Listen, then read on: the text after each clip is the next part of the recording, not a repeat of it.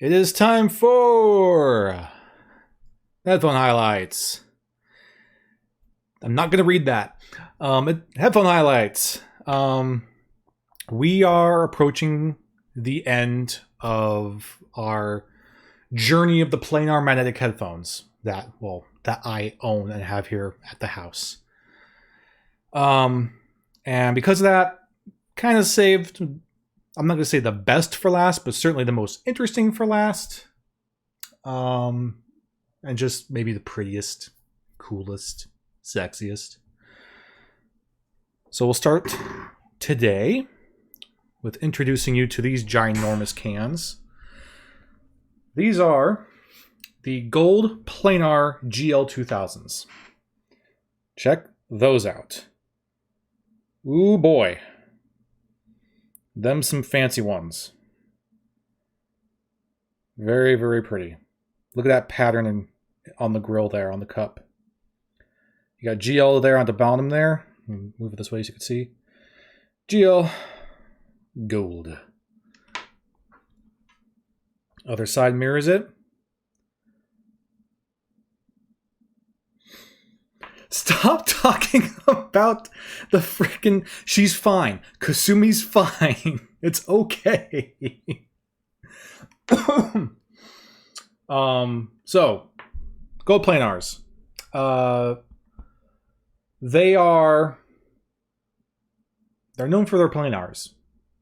It's in the name, GoldPlanars. And they make a wide variety of stuff, not just big honking planar headphones like this. They have lots of stuff, but this is kind of the one that came out a couple years ago and really kind of shook some things up. People were kind of going nuts about them. And they're very eye-catching for sure. Yeah, artsy. They're very artsy. And their build, pretty freaking great. Lots of high-end materials are going on here. This ring around the cup is plastic, which is a little deceiving because it looks like it's metal with most everything else, but is this... No, this is metal. I don't actually know. I'm sure it is. I'm not sure it is. I think this is some sort of metal. Maybe it's just aluminum to make it a little bit lighter, which might make this aluminum too. I don't know.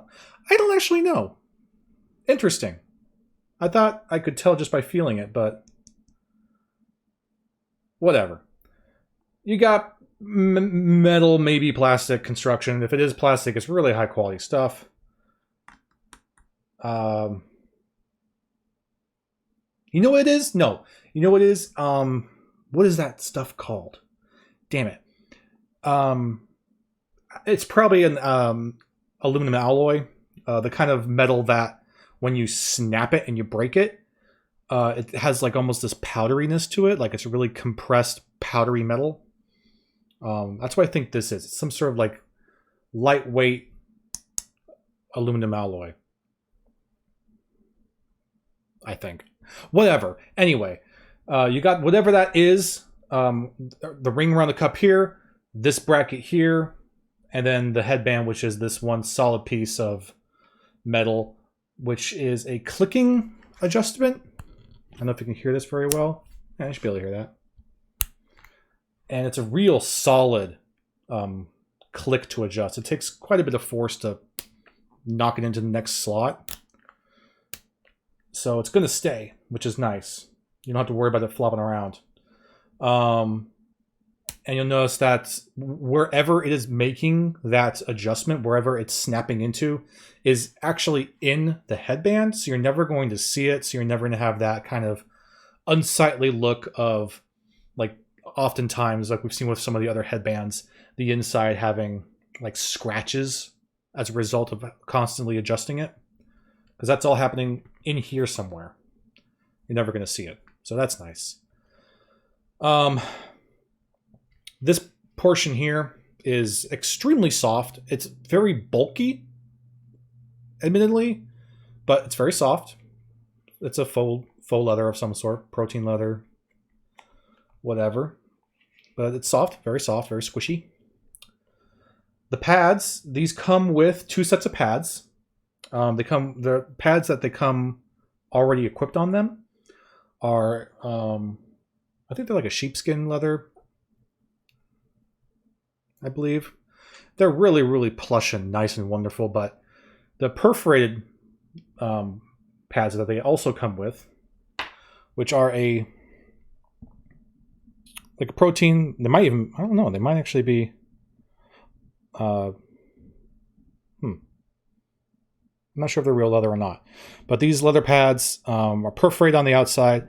On the actual face of the pads, it has this really, really soft, like elasticy fabric. It's not velour. It's like almost like a really soft t-shirt right here. And then on the inside of the pad, it's not perforated. It's more of that leather, but it's not perforated. So these are a hybrid pad that you can swap into them. Aluminum, the tricky stuff, yeah. It has a similar headband to last week's. Yes, it does. It's not from the same company. Last time was Headphone. These are GoldPlanars, so very different company. But a very similar headband. Yes, you are correct. It's a bit of a... I don't know if I'd say... I want to say it's kind of a retro style headband. This particular style. But to me, this is more retro. This style. And I like this more. But this is kind of like the standard right now for whatever reason. And it looks bulky and weird and chunky, but it works fine. Don't worry too much about it. The face is, again, just this really, really awesome, beautiful... man, I don't know what you want to call it. A grill on here with this amazing pattern that is just this really, really beautiful detail on the pattern here. And these gold accents that kind of stripe their way down through. These are huge planar drivers. You can't see them. They're very packed in there. You're not be able to actually look at them like you can with some of the Headphones. But they're big. They're big boys. Very nice. The termination here is your simple 3.5 millimeter. Nothing super fancy, and we prefer that. So I do have them running balanced right now. One on the left, one on the right. They do come with... You know what? I should show this anyway. Because it's nice. It's fancy. They come in... Admittedly, this is a little dusty, so I apologize. But they do come in this very nice Pelican case. GoldPlanar. And in the Pelican case, you're going to find your second pair of pads, which again are just this really nice plush leather. They're very memory foamy. They're very nice. They're very squishy. I can really kind of... and they'll form right back. So they're really, really nice pads. I probably prefer the feel of these over the ones I have on there currently, but I kind of like the sound better with the perforated. So you do get that. You get an extra pair of pads, and it does come with a pretty decent cable, if you can see that. It's braided. It's nice, and it's a balanced 4.4 pentagon, which is always nice to have and appreciated. I have no problem with the cable. It's a very nice cable. I just happen to not be using it because I was using this same cable, which is a Heart audio cable. The same cable I was using for the headphones from last week, the Headphone. So I just swapped them out and left the planar cable with the GoldPlanar cable, and it's a GoldPlanar Pelican case. So that's just nice. It's big and honking. This isn't really necessarily something I don't want to like travel with, but it's cool, right? When a Pelican case is always cool.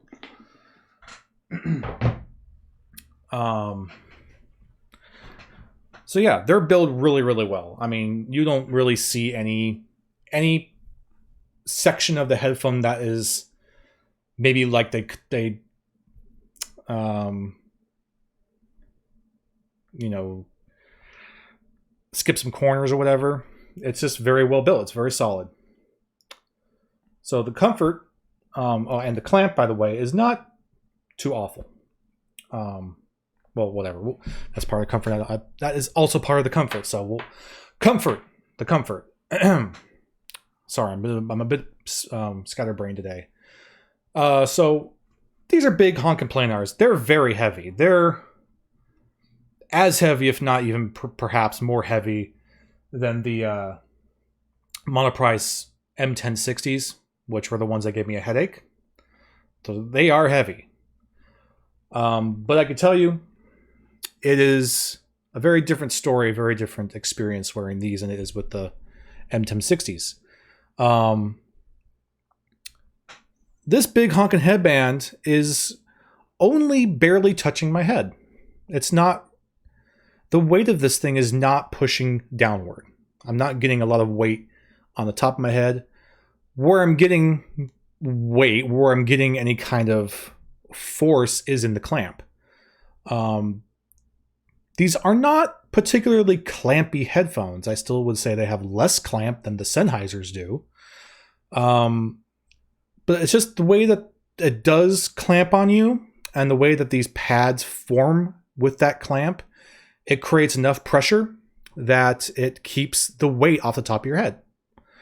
And that's preferable. If I had to take one over the other, I prefer to have some pressure here than pressure up here.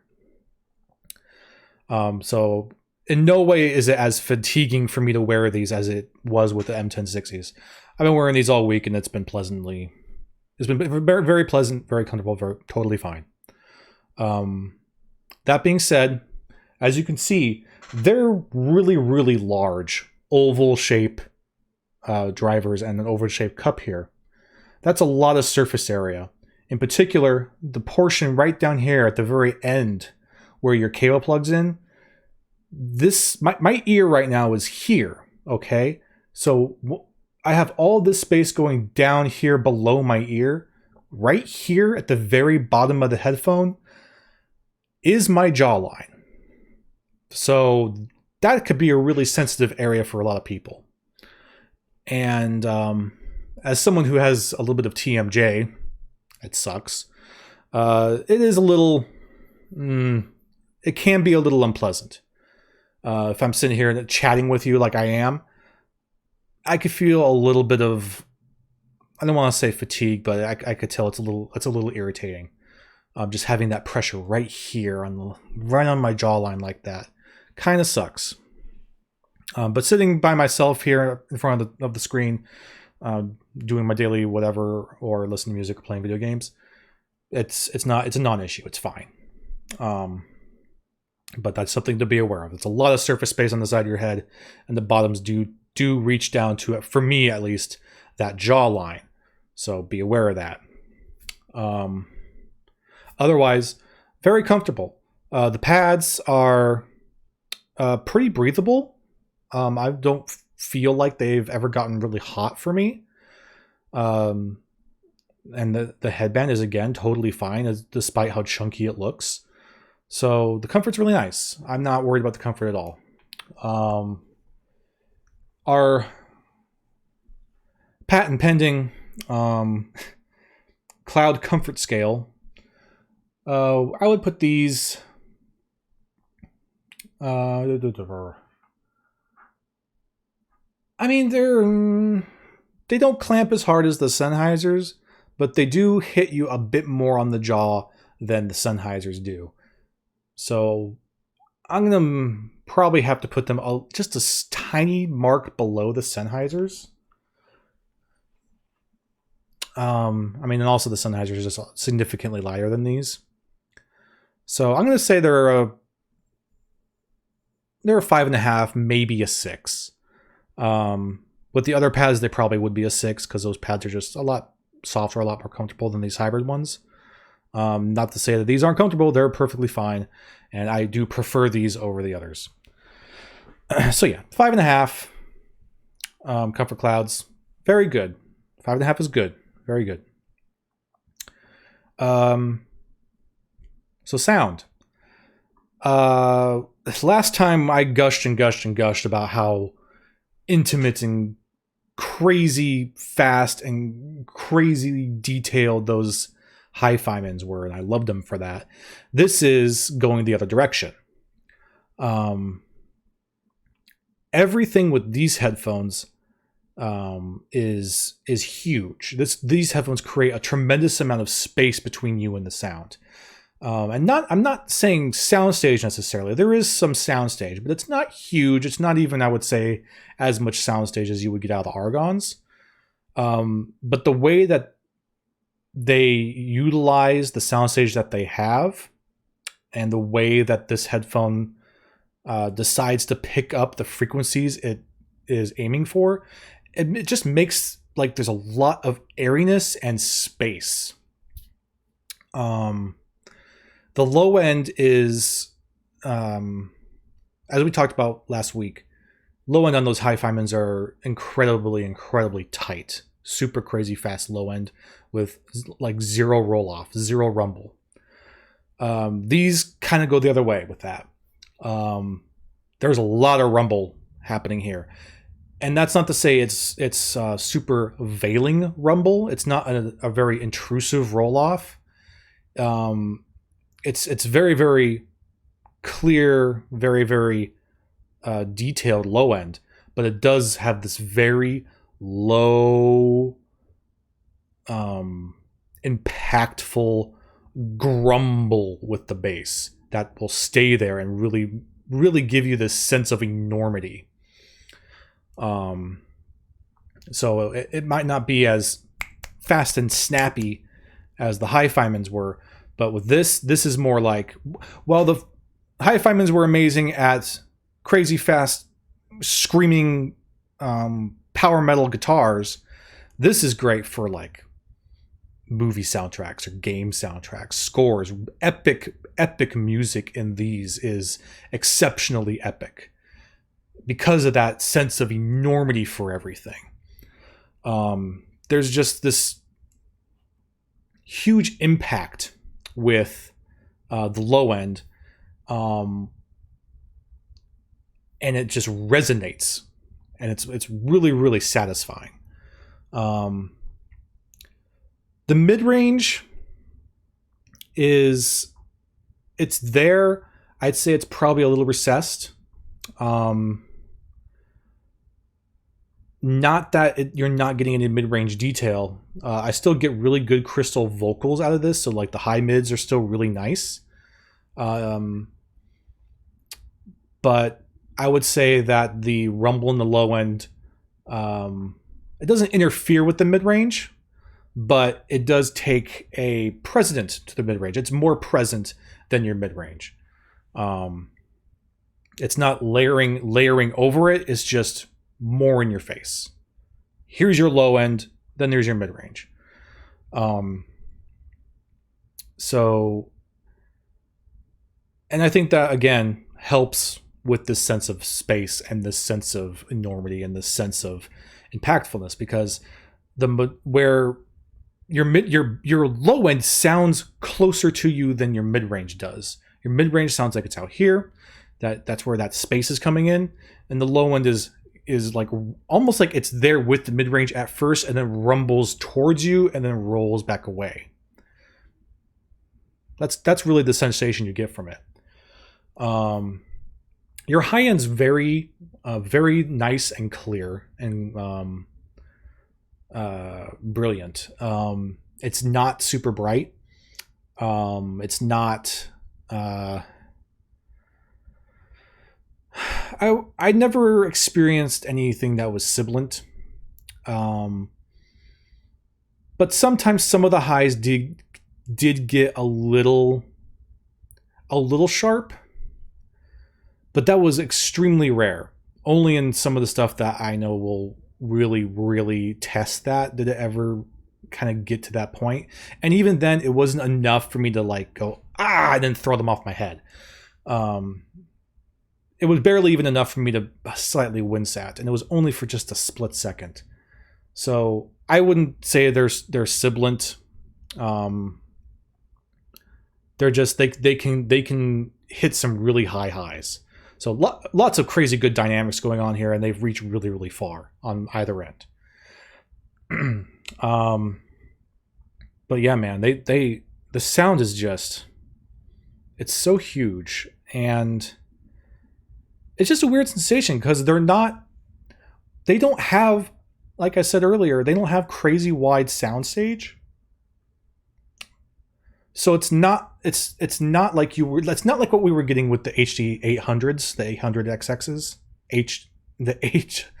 oh my gosh, the HD 8XXs, where just soundstage was just unreal and everything just felt like it was absolutely everywhere around you.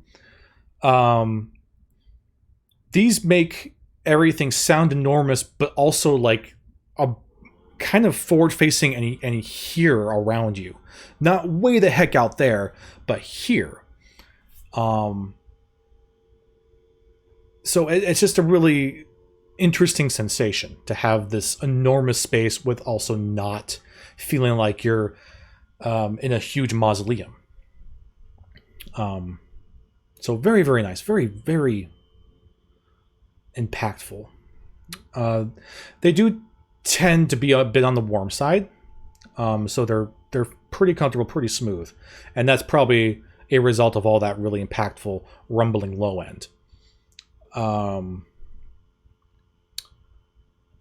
I don't know if I would use these necessarily for analytical needs. I don't know if I'd be sound mixing with these, just because I feel like if you're going to be sound mixing, you probably need to be able to grab onto more of that mid-range.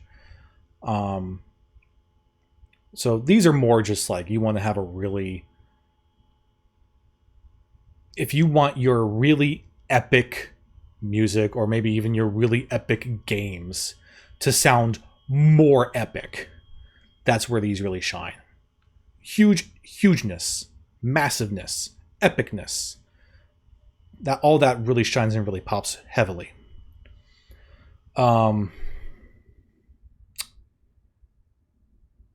Yeah, I guess, I mean, I love them. I think they sound great.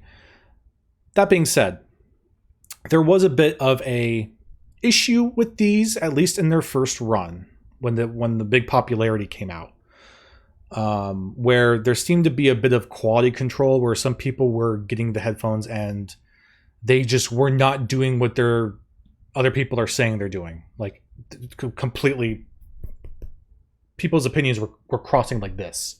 Like, it was not matching up at all. So there was a bit of a quality control issue, I think. I don't know. I would hope that that's been fixed by now, that they kind of figure that out and everything will be a lot more standard. But for me, it sounds great. I feel like I got lucky and I got one of the better ones. So you gotta take that as you will. But yeah, they're really, really great. They're huge. They're also not particularly difficult to drive. I have them on gain 2 right now, but I can put my 789 to gain 1 and maybe 12 o'clock, and I can hear them perfectly fine. They don't need a tremendous amount of power. Nowhere near as much power as those hi-fi from last week. So that's good. They're a lot more efficient. What else could I say about them?